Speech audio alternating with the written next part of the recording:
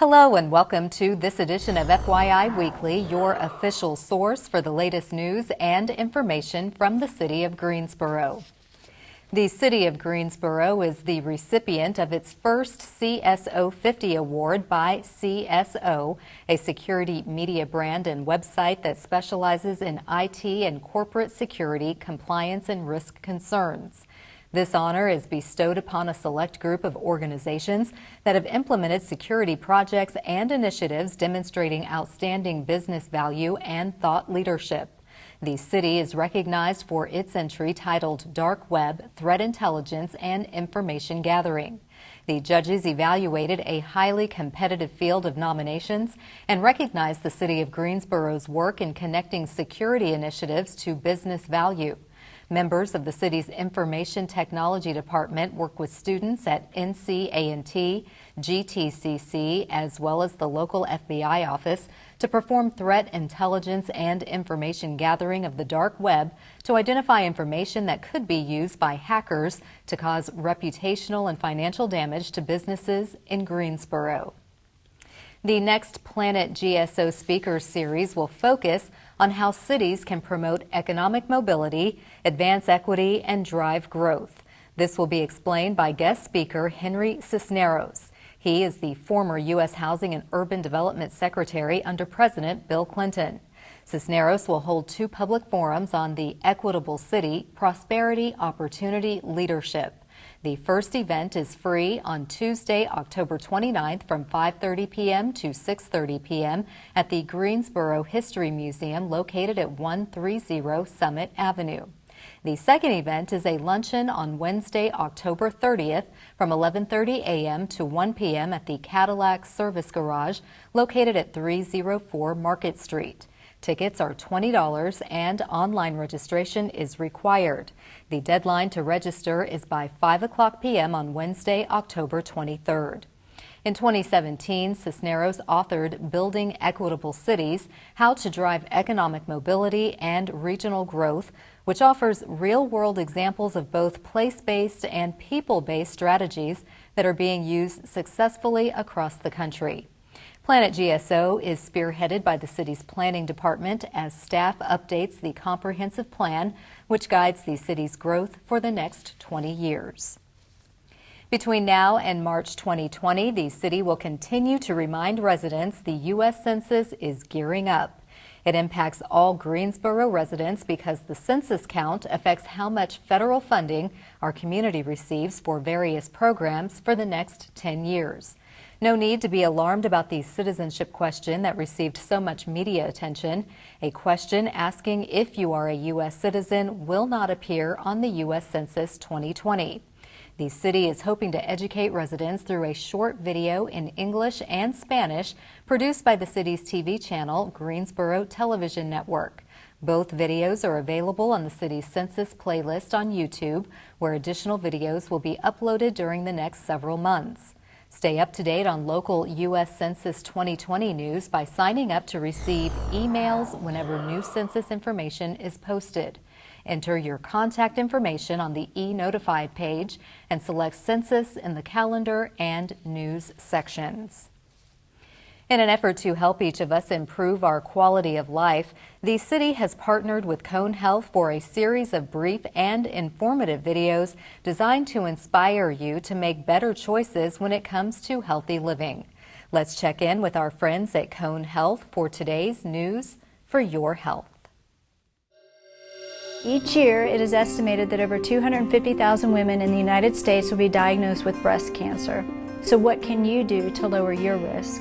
While there are many risk factors we cannot change when it comes to getting breast cancer, there are things we can do to lower our risk. Today, I'm going to go through 7 things we can do to lower our risk. Number 1, exercise.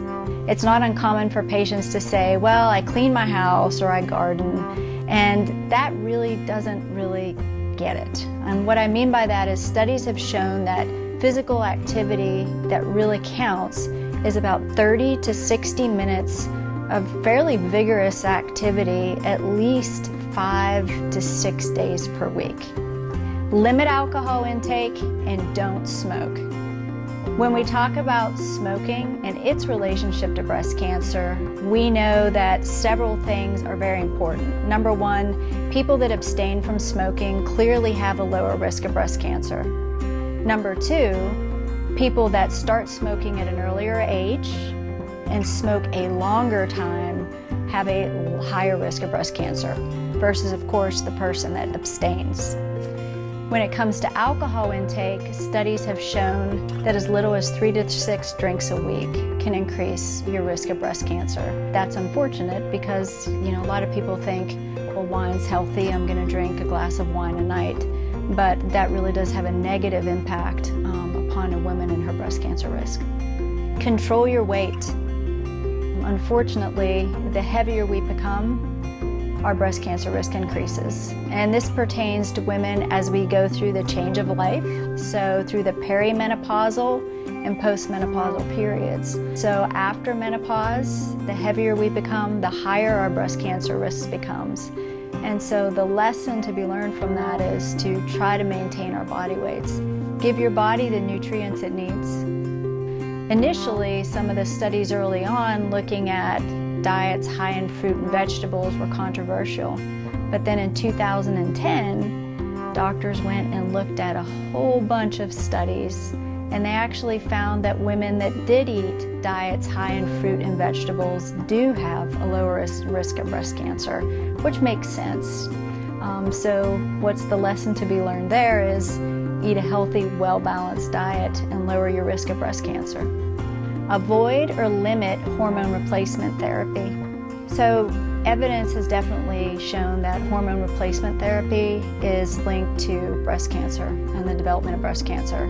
If people are going to choose to use hormone replacement therapy after menopause, we tell women to limit the duration of time because there is a direct correlation between how long you use it and your incidence of breast cancer. So the woman who uses it and stays on it longer, the likelihood of her getting breast cancer drastically increases. Know your family history. Most breast cancers are not part of the hereditary breast or ovarian syndromes, like we hear about on TV nowadays, the BRCA syndromes. But knowing your history is really important because maybe you are somebody that needs to be referred for testing. Either way, however, a family history does raise your risk of breast cancer. Get screened. Number one, women should do monthly self-breast exams. We see patients who find, unfortunately, breast cancer on their own. Second, make sure you have a clinical breast exam by your doctor once a year. And then third, screening mammography. Screening mammography has been proven to reduce death from breast cancer. We tell women to start at age 40. Women seem to think there's a magic number when to stop. We tell women age 74 or 75, if you're still very healthy, 74 or 75-year-old, then by all indications today, those women need to continue with screening mammography. Thanks for joining me. I hope this information has been helpful. To learn more about cancer care at Cone Health Cancer Center, go to conehealth.com/cancer. I'm Dr. Shannon Penland.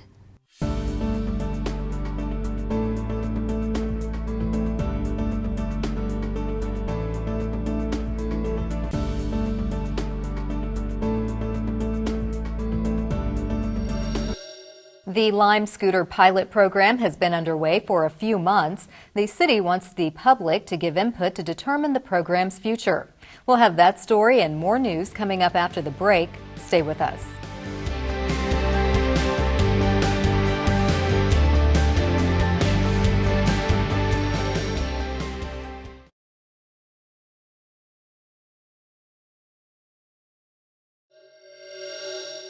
Welcome back. Greensboro City Council District 5 Representative Tammy Thurm is hosting a town hall meeting on Monday, October 21st from 6 p.m. to 7:30 p.m. The meeting will take place at the Griffin Recreation Center located at 5301 Hilltop Road. Mayor Nancy Vaughn and Council Member at Large Mary Kay Abuzawader will also be in attendance. Residents will have the opportunity to vote for their favorite District 5 participatory budget projects at the meeting. Any individual with a disability who needs an interpreter or other auxiliary aids should contact Community Relations 3 to 5 days prior to the meeting. For more information or for assistance, call Donna Gray, the city's ADA coordinator, at 336-373-2723. The City of Greensboro is re-evaluating its electric scooter pilot program.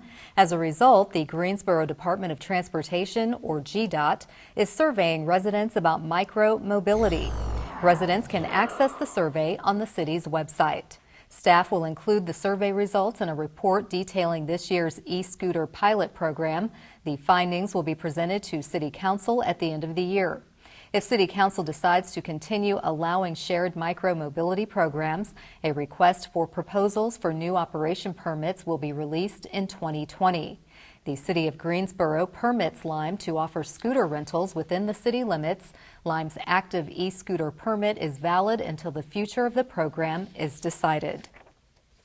The City of Greensboro will once again host Aggie Fan Fest the weekend of October 25th.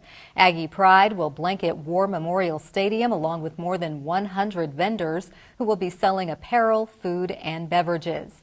The event will feature live music, a family fun affair with bounce houses, and a visit from the North Carolina A&T State University Cold Steel Drumline. Residents can also vote for participatory budgeting projects on opening night.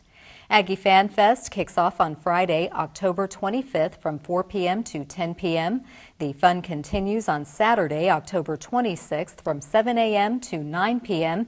and wraps up on Sunday, October 27th from 11 a.m. to 4 p.m. Only service animals are welcome at Aggie Fan Fest. Alcoholic beverages, glass containers, grills, drones, tents, beach umbrellas, canopies, and tailgating are not allowed. The route has changed for North Carolina A&T Homecoming Parade on Saturday morning. The parade starts at East Lindsay Street and Murrow Boulevard and ends at East Lindsay and Laurel Streets. War Memorial Stadium is located at 501 Yanceyville Street.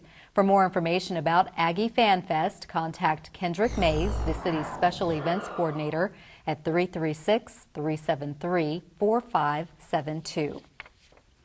In an effort to spotlight and celebrate local artists, business owners, community builders, and essentially the next generation of leaders, the city is proud to partner with Action Greensboro to introduce our Made in Greensboro series. This day, we place the spotlight on distillers Bill and Andrew Norman of the Greensboro Distilling Company.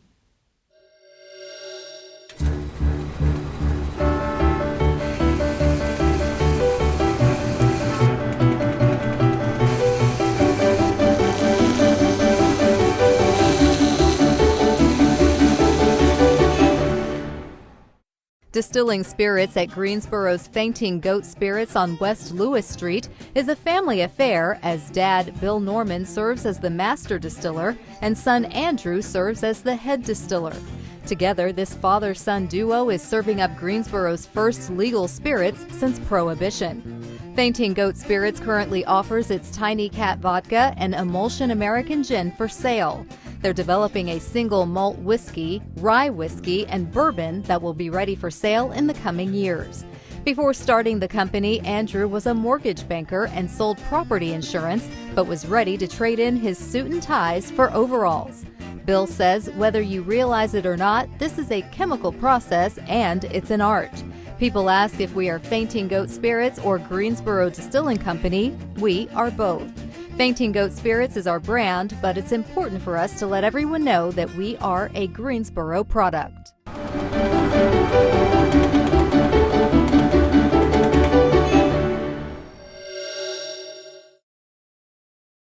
To learn more about Made in Greensboro or to see more images taken by photographers Jerry Walford and Scott Mothersbaugh, visit the Action Greensboro website at madeingso.com. Advancements continue taking shape at the Greensboro Science Center. Coming up after the break, we'll tell you about the plans for new signage, among other exciting changes. Stay with us.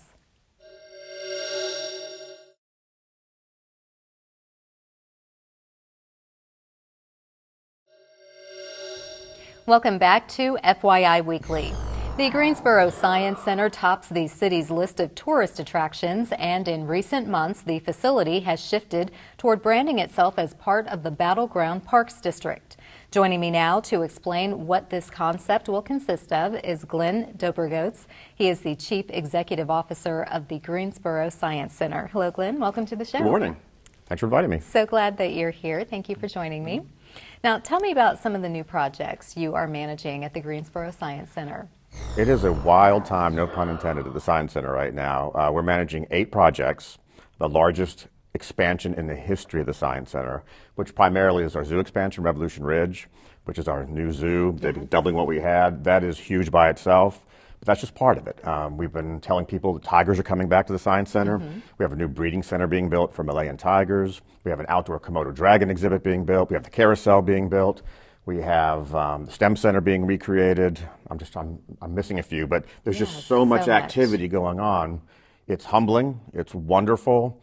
The city has supported us. The citizens have supported us. And now we've got this growth that's going to take us, we believe, over 700,000 visitors a year. Oh, wow. And you're already more than 400,000 a year. Exactly. So it's big, and we intend to be, with BPD in particular, a top 5, top 3 destination in the state of North Carolina. Who would have thought that, 10, 15 years ago? Yes. And speaking of which, you said you have all sorts of support, not just your donors, but also elected officials. Exactly. You are touring city council members. What are the highlights of your tour? Our relationship with the city is so important. We have a public-private partnership. We rely on each other for this development and tourism growth. So the tours start with, blueprints. They get to see the tangibles of what we're building right now.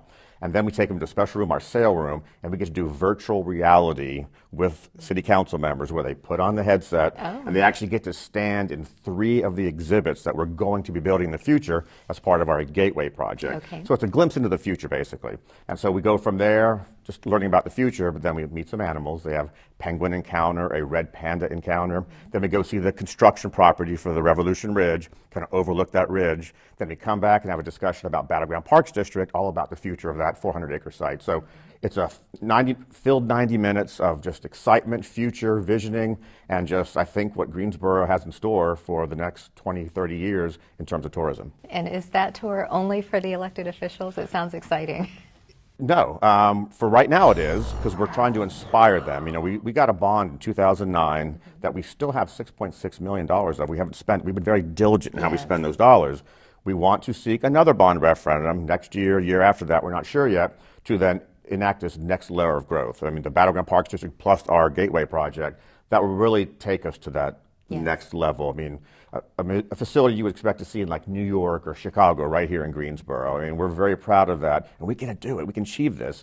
Greensboro, I think, undersells itself a lot in terms of its tourism capability. We want to be part of that through the lens of science, and we hope that's our goal. Okay. And for people who are fans of tree houses, could you tell me what you have in store for those folks? So this was kind of quiet for a while, but we have Sky Wild out there, which is that great treetop adventure. But the 8-year-olds and under were always kind of wishing they could look up, but they couldn't do it because of an age limit.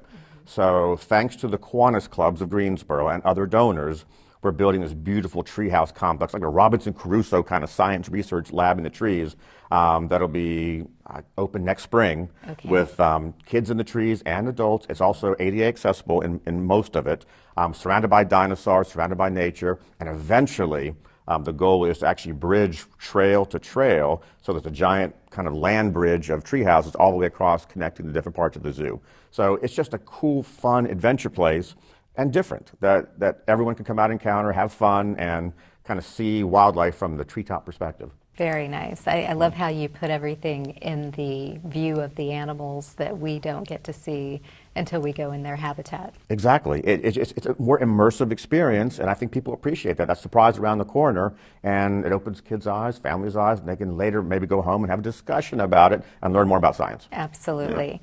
Yeah. Before we wrap it up, Sure. You were talking about the Battleground Parks District, and signage is going to be a big component of that. How are you coming along with that? Well, there's 2 parts of that. There's actually a big city push right now for redoing signage for just wayfinding throughout the community. So I'm part of that committee. But internally, we obviously have to draw people in off of Lawndale. We've come up with 3 iterations of a beautiful sign that will sit on those major entry points. So we're deciding where that'll go now. But in addition to that, because art is part of the Gateway project, and we have the urban loop coming right down Lawndale, we actually want to take our half-mile road frontage and turn that into a gateway for every visitor coming to us. Imagine you're pulling into Greensboro, and it's like, whoa, what is that? It's this beautiful art and sculpture. So that becomes a sign within itself that pulls you into the district, and you know something special is ahead. Yes. So that's coming along well. The bond referendum will help us with the art piece, but the signage, I'm guessing, could be done within a year. Oh, wow. Yeah. So much going on. I can't even keep And we up barely with it. touched it, Yes, so really. Yes. Thank you. Well, needless to say, you and your team are making great things happen all the time at the Science Center. Do come back, keep us posted. I know there's going to be a lot of construction. People are going to wonder, what is that particular project, and know when it's going to open. And you need to come out for virtual reality. I am coming, because Good. it sounded really, really Excellent. exciting. Thank you, Glenn. Thank you. Appreciate it. Stay tuned for a little-known fact about Greensboro as we tell you something about the city. That's coming up after the break. Stay with us.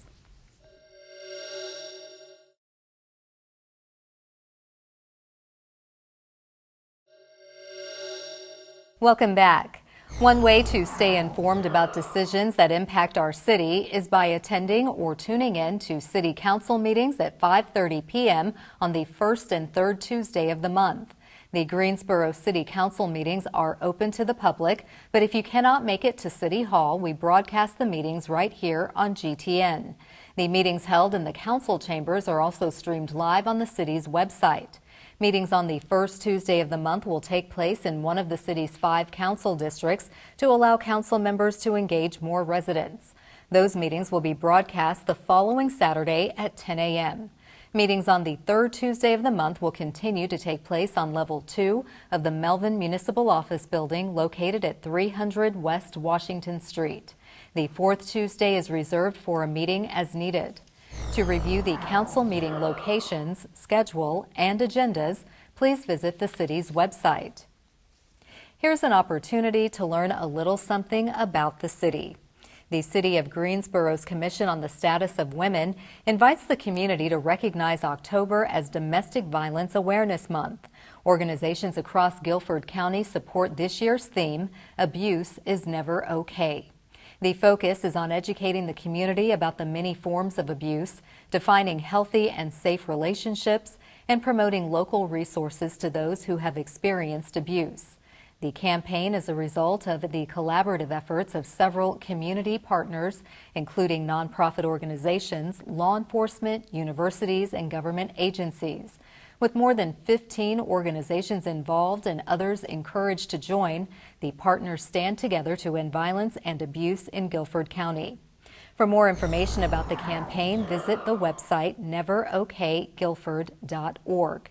If you or someone you know is experiencing domestic violence, call 911 or the Family Service of the Piedmont Crisis Hotline at 336-273-7273. Coming up after the break, we'll showcase our department spotlight. But first, prepare to mark your calendar for all the great events happening this week on the town.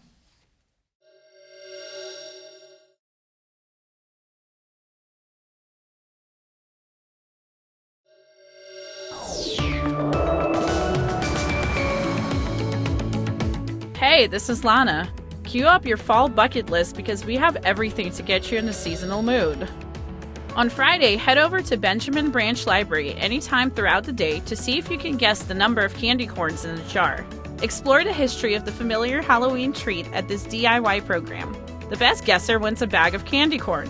While you're there, pick out one of your favorite Halloween classic books. For more information on the candy corn counting contest or additional events, visit greensborolibrary.org. Need a costume for Halloween? Central Library has you covered. Come into the costume shop event on Saturday from 10 a.m. to 12 p.m. and create an original outfit that only you will be wearing. This event is for all ages and completely free. Halloween is less than 2 weeks away, so come to Central Library and design your own unique costume. Visit greensborolibrary.org for more information. Fall foliage tours are a must on everyone's bucket list. Be sure to include a pontoon tour of fall foliage around Lake Townsend this Saturday and Sunday. Tours begin on the hour at 11 a.m., 12 p.m., 1 p.m., and 2 p.m. The cost is $7 per person. The pontoon tour will be sure to leave you smiling. Space is limited and reservations are required, so call 336-373-3694 to reserve your seat. No fall bucket list can be complete without at least one scary movie. Hemp Hill Branch Library will host a Pet Cemetery Books and Plays into Film event this Sunday from 2:30 to 4:30 p.m. Viewers are invited to discuss the book and film after the screening of this movie based on the terrifying novel by Stephen King. Copies of the book are available in the library's book and ebook sections. Visit greensborolibrary.org for more information. Don't forget, the City of Greensboro sponsors many free Halloween-themed activities and events all month long, including festivals, dances, theater, craft classes, and more for all ages. Don't miss Goulash! Happening this year at LeBauer Park, Center City Park, and the Greensboro Cultural Center Saturday, October 26th from 2 to 6 p.m. Check out greensboro-nc.gov/Halloween for a complete list. Keep watching FYI Weekly right here on GTN to find out about more events happening on the town.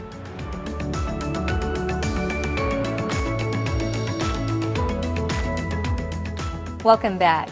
The City of Greensboro has more than 20 departments and several divisions committed to serving you, our residents and visitors. Let's go behind the scenes in our department spotlight. The newly constructed fourth pool at the Greensboro Aquatic Center is 27,000 square feet, providing 19 additional lanes. This makes the Greensboro Aquatic Center the largest facility of its kind in the country. Hotel occupancy revenues funded the $8.3 million project. Pool number 4 speaks to the center's tremendous success since its grand opening in 2011. The additional pool helps meet the intense demand for swim meets, practice time for local teams, and the array of programs, including the popular Learn to Swim program with Guilford County Schools. The fourth pool will also create more opportunities for members to participate in exercise, fitness, and therapeutic classes, swim and water safety lessons, and general recreational swimming. To date, the local economic impact from aquatic center events since 2011 has exceeded $150 million. Straight ahead on the other side of the break is this week's Way to Go GSO shout out. Stay with us.